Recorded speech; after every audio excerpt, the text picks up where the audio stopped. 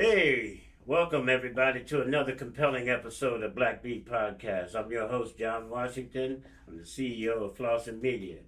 And today I'm joined by my co-host, Fawn Aberson, my managing editor, and Michelle Guerrera, my senior editor. Ladies, we are in for a powerful discussion today. We are honored to have a very special guest who needs no introduction but deserves every ounce of attention and respect that we can provide this man. Yes, Fawn, who is this special guest we got here today? Well, joining us is Dr. Cornel West. He's a titan of philosophy, a voice of the oppressed, and now a presidential candidate committed to transforming the soul of America. Dr. West and his BP running mate, Dr. Melina Abdullah, who is also an esteemed scholar and activist, have formed a duo that's not just about political change, but a profound moral awakening. Their campaign centers around the platform of truth, love, and it's deeply rooted in justice. Black maternal justice, economic justice, environmental justice, and many more pillars that aim to heal and uplift our society. My brother, Dr. West, welcome to Black Beat Podcast today. Well, you all bless me in a mighty way, and I thank Uh, you. And I come to learn and listen, but it's always a blessing to be empowered. well, we're going to listen to you today, and I think I got a bomb burner as an opening question for you, Dr. West. You've had an illustrious career as a scholar, an activist, and now the presidential candidate.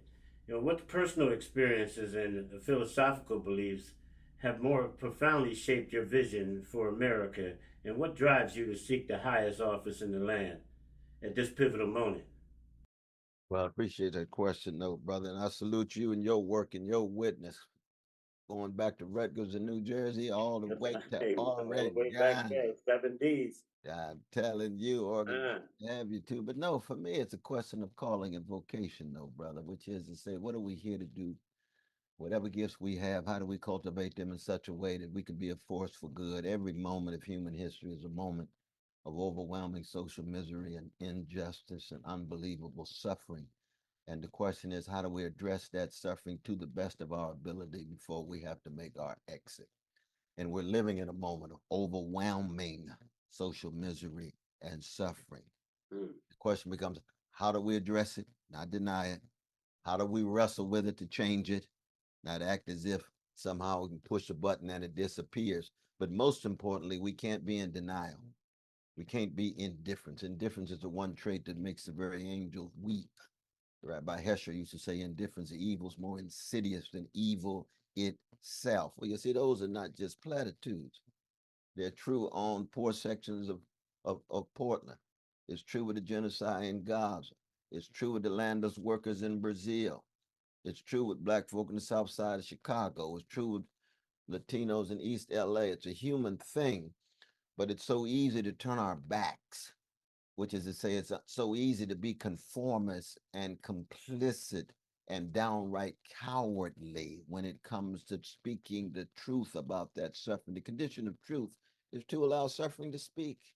mm, And so we live in a moment in which so many lives are hiding crimes, and it comes from a variety of the different sites and different parties and different institutions. It could be the fascism of the Republican Party. It could be the militarism of the Democratic Party.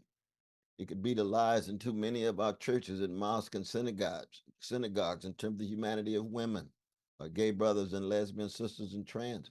You got to be able to tell that truth. Now, I come out of the Black Freedom Movement, so mm-hmm. I begin on the chocolate side. Yeah, man. So ain't no doubt about that. I come Come from on. a great people, but of great people who've been enslaved in Jim Crow and Jane Crow. So in the face of unbelievable organized hatred, we teach the world so much about love. We produce love warriors. That's who this sister was, Harriet Tubman. That's Yeah. who John Coltrane was, a love supreme. We ain't got to Martin King or Aretha yet. At the same time, we deal with unbelievable forms of terror. We've been terrorized in ways we don't have a language for. But in the face of that terror, we call for freedom for everybody, not just freedom for us, not just little narrow tribalistic interest group politics. We want freedom for everybody, Mm, but we start on our side of town. And so when we call this campaign a campaign about truth, a campaign about justice, and of course love goes hand in hand with it. Justice is what love looks like in public, just like tenderness is what love feels like in private. And there's something about the quality of our relations with one another that needs to be talked about. See, when you live in an empire that is being hemorrhaged by organized greed and weaponized hatred and, Hey, and come routinized inside. Come indifference on, to man. the vulnerable, what spaces are still available? Well, thank God for Black Beat podcast. Thank God for Flossin. What's the name of your organization? Yeah. That's it. That's it. Because you have to be willing to cut so radically against the grain in a moment in which the greed and the hatred and the fear and the unbelievable indifference to the vulnerable. And of course, you have to be willing to sacrifice and to, well, to serve the least of these, the orphans and the widows and fatherless and motherless and oppressed and subjugated. And that's a tradition that people always laugh at in terms of it being seemingly so naive. It's obsessed with freedom dreams in a world of overwhelming nightmares. But on the other hand, you wouldn't even have any politicians. You wouldn't have any sense of order if it were not for the love warriors and freedom fighters and the unbelievable wounded healers in the face of trauma who have helped create the possibility for any kind of social order. And that's very real. And usually they's crucified. Mm. And they celebrate it when they dead, but when they walking, they denigrate it because they're too much of a threat. And with the cloud of witnesses, it comes from all different colors and cultures and civilizations. There's a cloud of witnesses of the love warriors and freedom fighters and wounded healers and joy spreaders that we have to cast a limelight on because ecologically speaking, we're near the end. Economically speaking, with grotesque wealth inequality, how long can any social order survive when three individuals have wealth with the equivalent of 160 million fellow citizens, 50% or 1% of the population own 90% of the wealth? That wealth inequality is worse than medieval Europe. And here we are in 2024. You got all these precious homeless folk and unhoused folk, and now you criminalize them. We here in California, with Gavin Newsom just said we're going to execute the Supreme Court. So we got Skid Row, we got 45,000. I was just with Brother Pastor Q there with the Church Without Walls, and now you got to trying to move all of them. Where you gonna move them? We don't know. We just have to move them out. Oh my God, we've seen this before. Mhm. Displacement to clean things up, to deodorize things that as if the funk will not exist wherever human beings are suffering and trying to love and be free. No, you can't fake the funk and you can't eliminate it.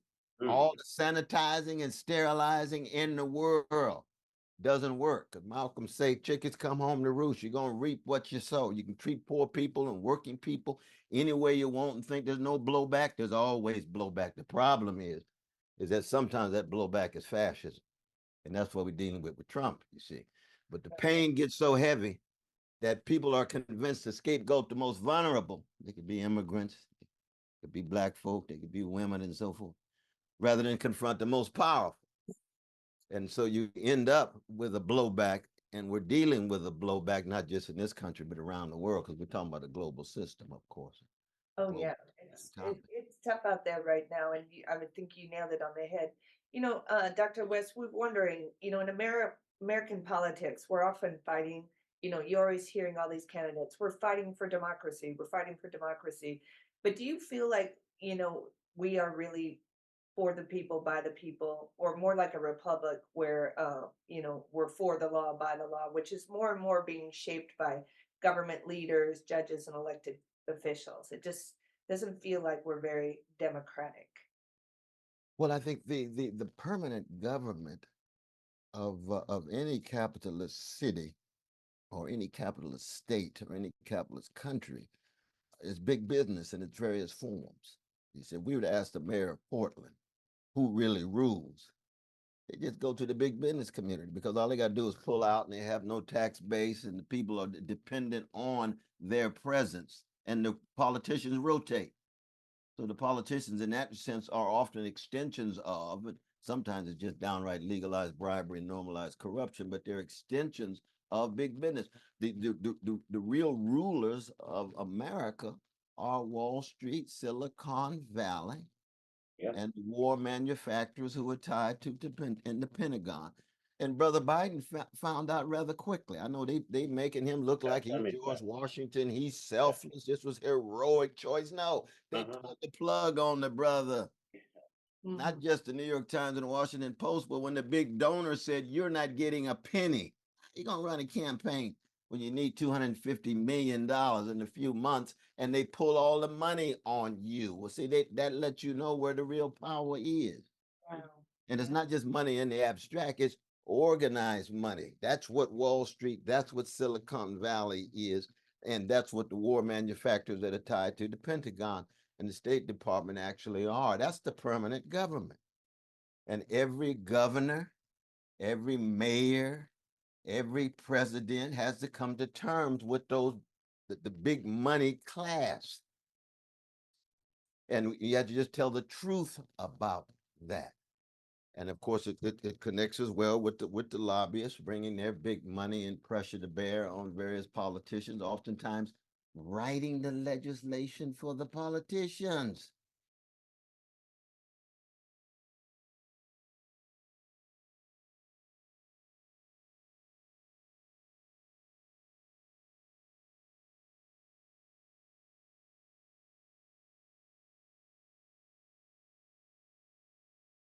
Well, the first thing you got to do is just straighten up your back and lift your voice and tell the truth about it and try to convince your precious fellow citizens that something is worth fighting for, that the crisis of the corporate duopoly in some ways is a matter of national security.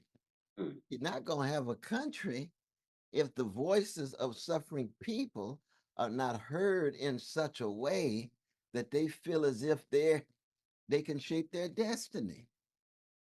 And one of the responses of the crisis of the corporate duopoly is precisely the fascism that we're dealing with. I mean, the irony right now is that on the one hand, you got a Democratic Party that's saying that we want to redeem the soul of the nation. You got that from Martin Luther King Jr. That was the slogan of April 1957 when he founded the Southern Christian Leadership Conference. And that upsets me. You see that they would use Martin's language Mm. of a corporate dominated Democratic Party that denies genocide, that enables genocide, that is militaristic to the core with over 800 military units around the world, special operations in over 100 countries. Martin is talking about anti-militarism. They're militaristic to the core. And to borrow his slogan, you say, hey, wait a minute. This is like Pat Boone stealing from Bo Diddley. Now, wait. We got to. Oh, that's like Paul Whiteman saying he's the king of jazz. Paul, you sound all right, but have you heard Count Basie? Have you heard Fletcher Henderson? Have you heard Mary Lou Williams? Have you heard Duke Ellington? Quit lying. Are you ever able to sit down with like a CEO or some of these top leaders? How do they perceive you or the message that you're delivering? You know, it's very interesting because I've been blessed to be able to move in and out of a number of different contexts. From classroom to sales. I've taught in prisons for 51 years, had some of my best classes there, but also in corporate suites. And a lot of time in corporate suites, you know, there's this sense that people look at you and say, Brother West, we appreciate you speaking from your heart and soul. You say what you mean and mean what you say. I just thank God that not that many people build on it and try to translate it into.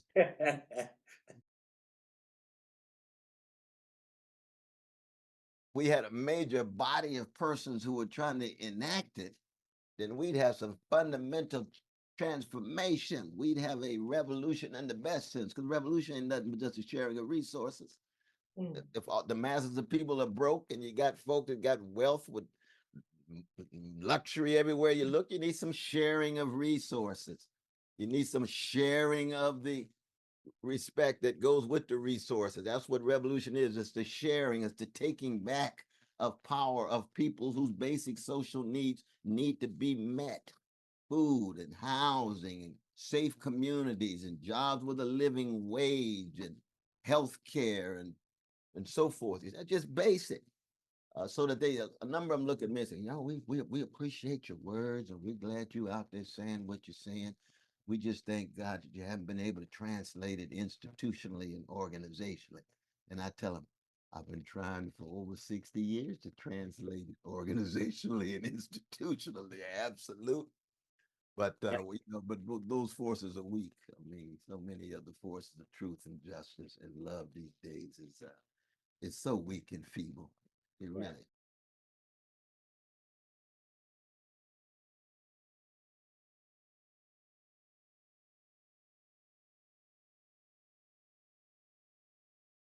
Well, I go straight first to my black folk because when I see my 44,000 black sisters fired up and breaking the internet and giving 1.6 million, then the black brothers the next day. Brothers had more but gave less. That's kind of the history of the community right there. And I go right in the midst of them and I tell them, I say, look now, y'all, don't confuse movement on the plantation, even when it's upward, with being on the Underground Railroad. You're still on the plantation. That when you actually get beyond the frenzy of breaking the barriers, what do the policies look like? Does she still enable genocide in Gaza? If she does, those are still war crimes. I don't care what color the president, I don't care what gender or sexual orientation. Is she talking about poverty in a substantive way? No, she's talking about infrastructure and the different kinds of policies that Biden was able to break through in insignificant legislation, but it's not historic. Is she still talking about how excellent our economy is because we got low statistics for unemployment? But you got 62% of all Americans living paycheck to paycheck. You got 38% of black children living in poverty and 21% of all children living in poverty in the richest nation of the history of the world. You're going to tell me about how excellent your economy is? Get out of your bubble. You can say that in the New York Times and the Wall Street Journal, but when you look at the concrete experiences of precious human beings beneath those statistics, many of those folk have two jobs and still live in poverty. Don't tell me about just low unemployment in the abstract. 7.25 for minimum wage. It ought to be at least 25 or 27. I know at Northwest, you all led the charge for 15. I appreciate that. That was in Seattle. And let me say this about a progressive party in Oregon.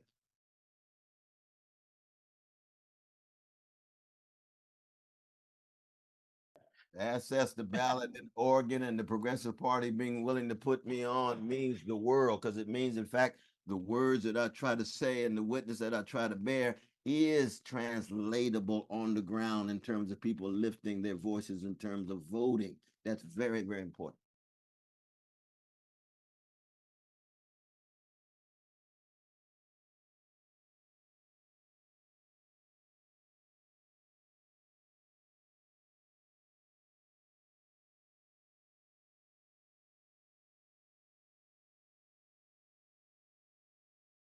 Well, I mean, Trump has always been a gangster. There's no doubt about that. But he's a wannabe gangster. You know, he's not the real thing. But by wannabe gangster, it means folk who want to act like they big and bad and fought so hard to move so far up. But as they used to say about Bush, you know, you're born on third base and think you hit a triple. And then want to act like you so big and bad. Oh man, you ain't no real gangster. But what is a gangster? Gangster is different than a hypocrite because a hypocrite does acknowledge that such a thing as virtue is just the tribute that virtue plays the vice and vice plays the virtue. A gangster has no standards at all, no accountability, no answerability, no responsibility, believes they can say anything and do anything. That's been the history of his life. And the fact that he himself can become a major figure, the sign of the depth of the decadence and the decay in our society. And he is, in that sense, he's a sign and a symptom of some of the deeper realities in the culture and society. We got a ruling class that can almost do anything it wants and get away with it. We got a military that can do anything it wants and get away with it. No accountability at all. So there's a Trumpism and a spirit of Trump that is pervasive too often in our society. And he himself, as an individual, comes along and acts as if he can pose as a populist. I'm concerned about ordinary people. You don't give a damn about ordinary people. You got in there, you cut taxes so the wealth will break dance. You deregulated the markets, had tariffs from the outside. So you again had low statistics. Absolutely, no doubt about it, because markets were in fact intensified, but the wealth inequality still went up. It still went up. So with all of the talk about low statistics, if 1% of the population is each and every day able to gain 90% of the wealth, no matter how much wealth you produce, you're still not going to be able to generate enough so that everyday people, working people, can live in such a way that they have a dignity. So that Trump becomes this kind of, it's worse than a camouflage, it's worse than a charade, but it is a sign and symbol of people who are so desperate that they're willing to follow a tyrant because they don't think there's any other alternative.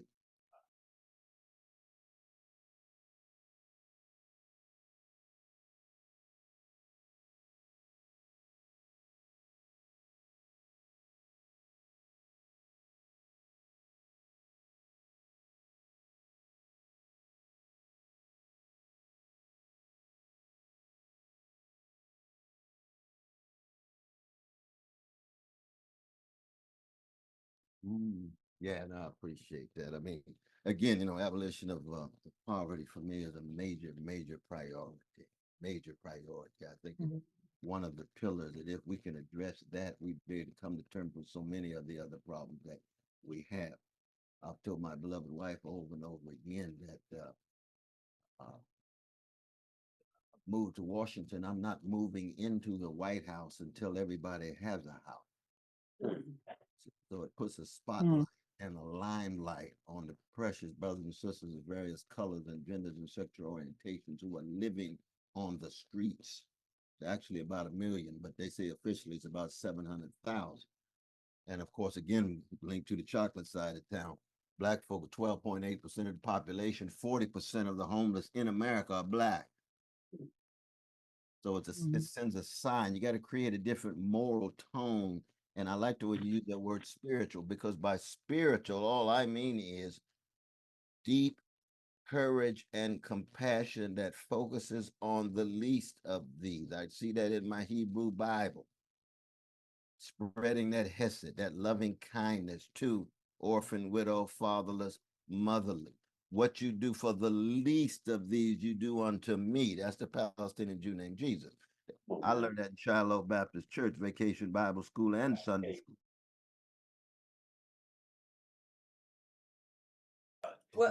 Oh, yes, indeed. Yeah. Now, I was getting to Sunday school late because I spent a lot of time in the nightclub that.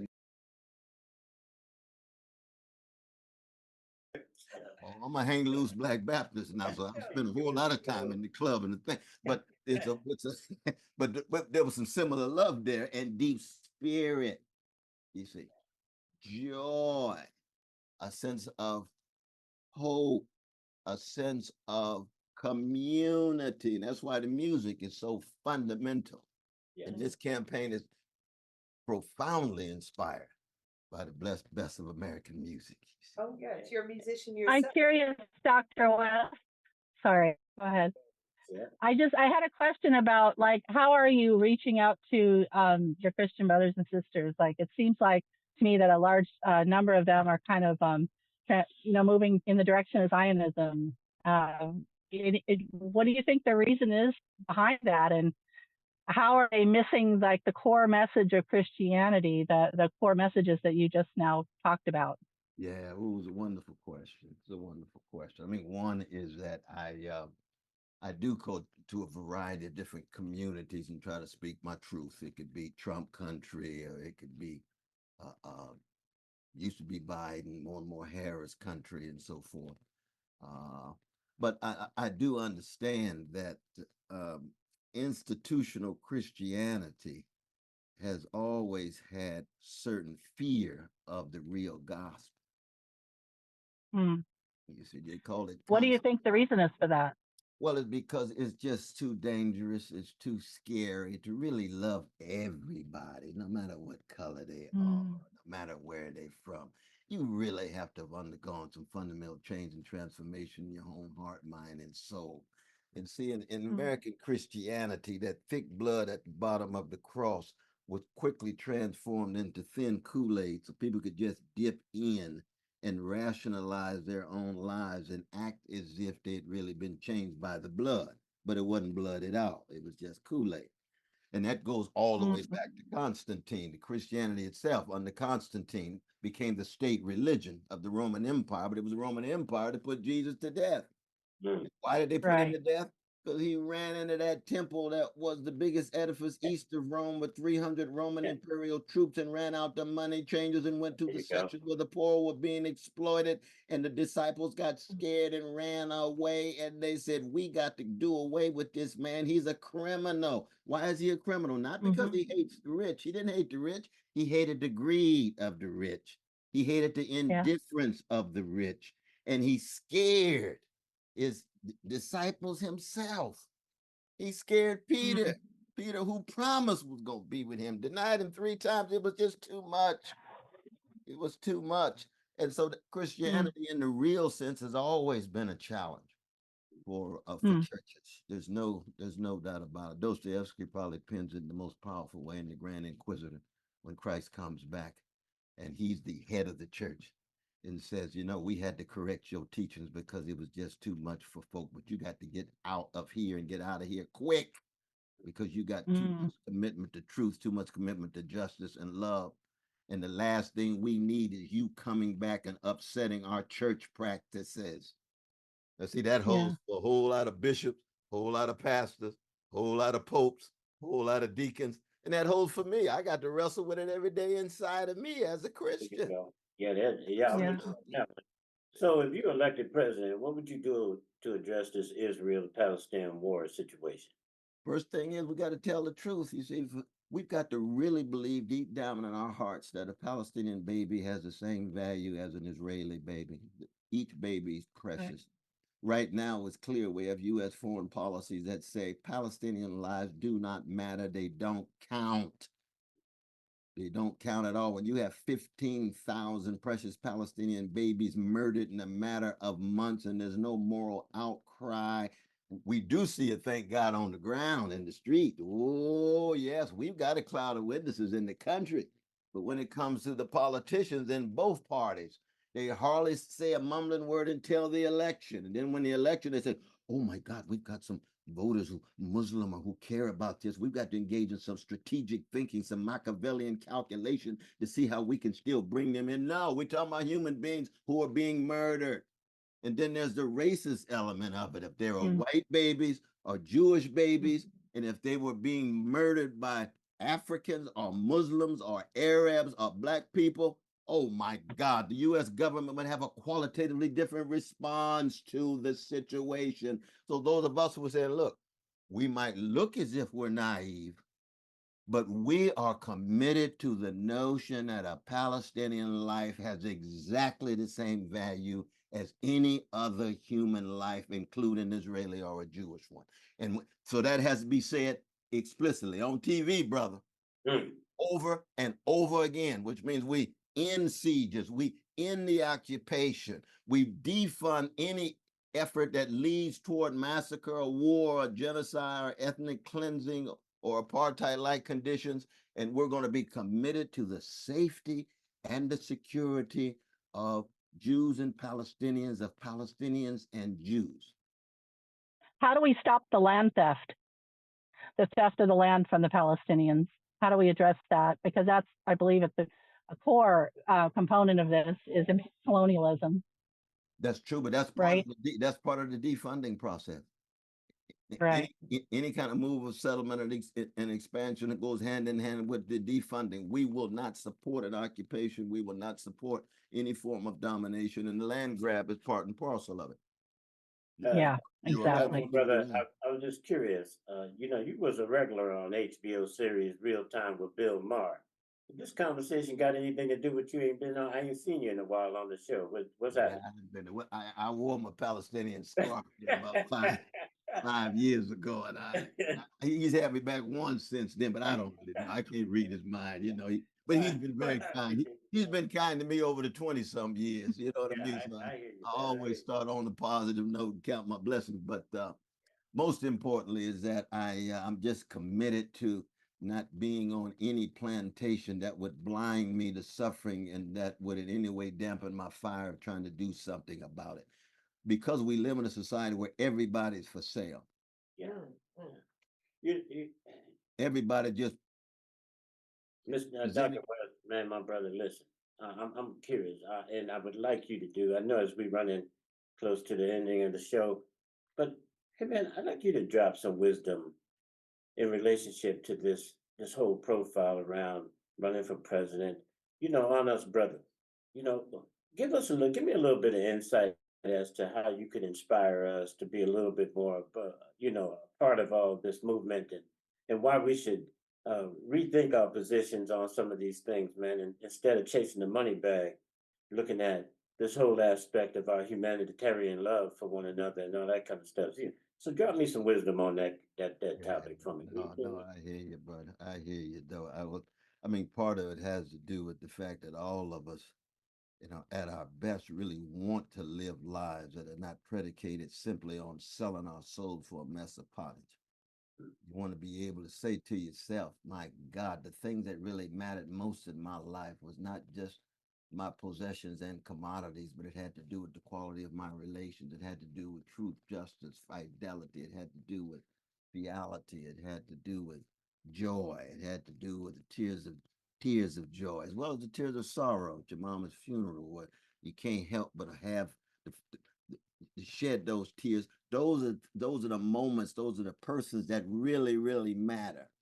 And in our society, where it's all about money, spectacle, status, image, manipulation, transaction, quid pro quo, that has become so pervasive that people who run around and talking about truth and justice and love, they look at you and say, dang, you abnormal. What is your problem? When you gonna get with the program? When you gonna start playing the game? And the game is all about money, it's all about power, it's all about status. No, not really. No, not of course we want people to have access to money and a whole host of things. But in the end, if you lose sight of the moral and spiritual dimensions of your life, then you're going to end up the way so much of the worst of not just America, but I know y'all out in Oregon and California. If you view life as a gold rush, you're going to end up worshiping the golden calf. And if you Mm, worship the golden calf, the so true. golden rule becomes he who has the gold will rule. Right. Right. No society can survive based on that kind of gut bucket gangster like way of being in the world. What's about survival of the slickest and survival of the richest or the That wickedest, to use the mm, language of Ephesians. You say, no, no. Some of us are gonna go down swinging like Ella Fitzgerald and Muhammad Ali and Hank Aaron. Just absolutely. keep swinging in the name of love. Keep swinging. Hey, my brother, this is Absolutely. man.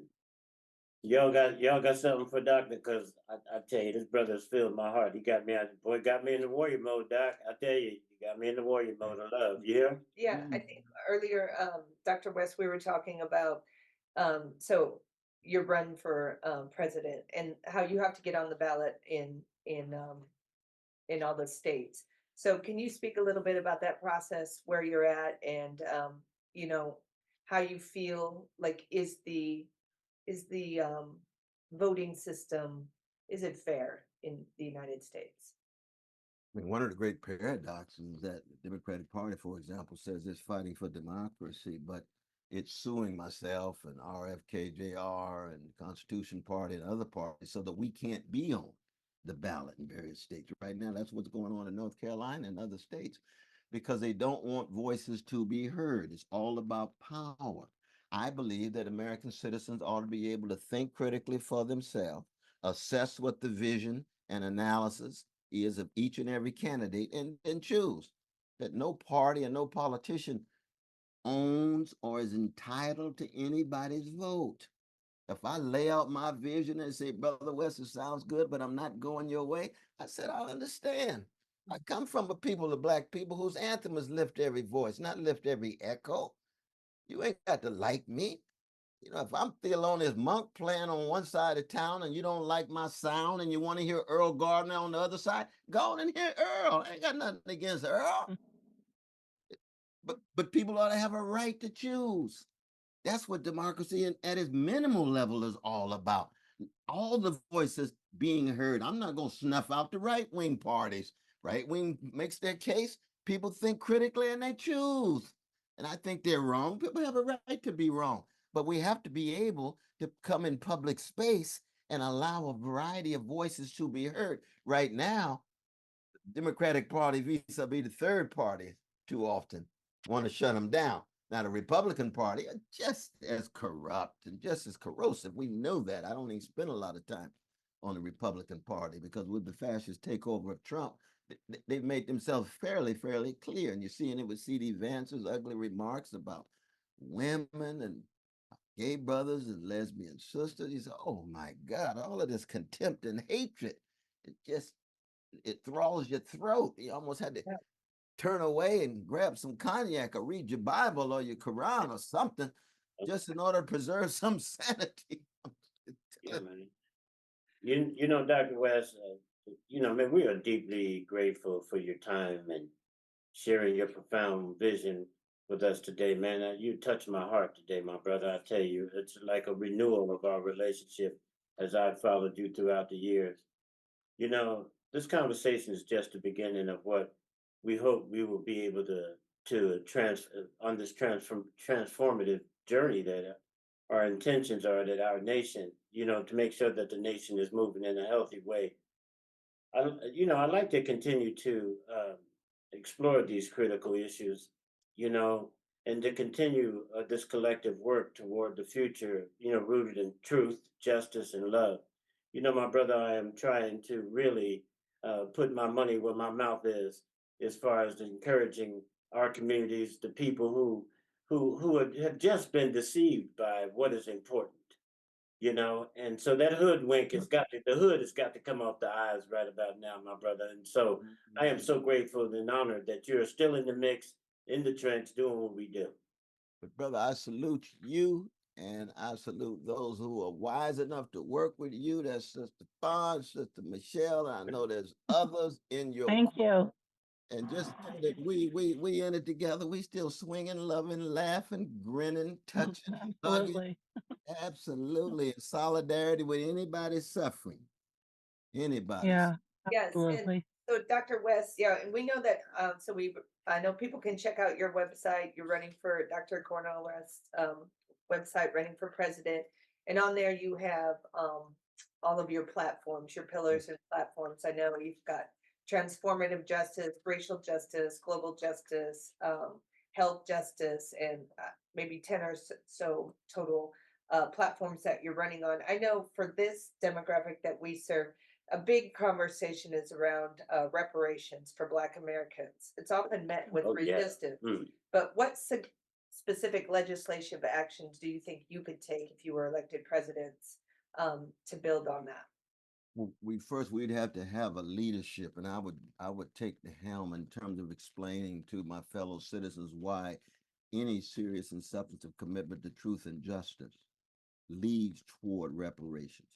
There's no way you can tell the story of America without telling the story of enslaved Africans dead at the average age of 27 years old, generation after generation, constituting the economic foundation of the nation with enslaved labor, free labor. When you have that level of damage, the question becomes, what kind of repair?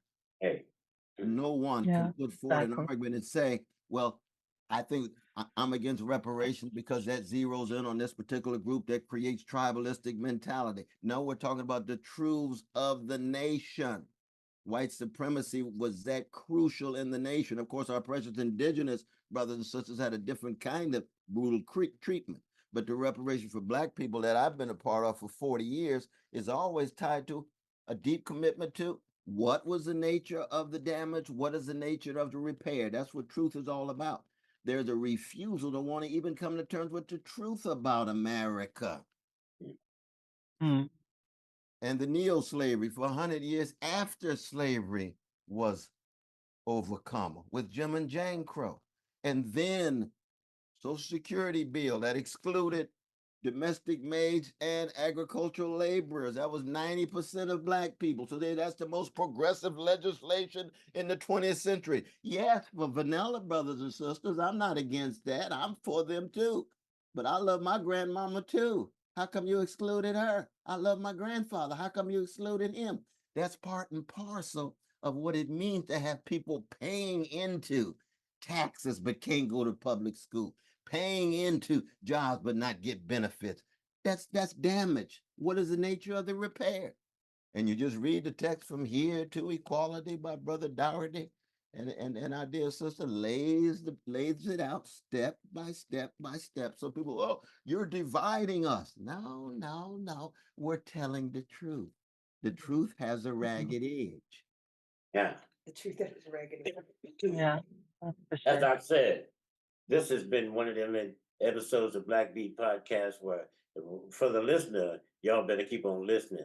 You hear? And Doc, my brother, I am so gracious again, man. As with humble notions and all kinds of other things, man, stay doing what you keep doing, because your voice is a voice well heard, at least by my generation. And I'm hoping that we could inspire others to continue to keep moving along this pathway. So, my brother, keep stay in the game. You know what I'm saying? And you know we play hurt. That's just the way the nature is. That's the You know what I'm truth. saying? We wounded healers. We Yeah. can be wounded. We still healing. We Hey, go down healing. hey, you heard, gang? Yeah, my brother. You know I got big love for you, man. Next I time, love you, out, love man, you, give love us you, a no holler. Let us brother. know you're Indeed, down. indeed, Thank indeed. you. So much love to you. Oh, salute you all. Stay strong, Black Beat We Podcast. Sure, my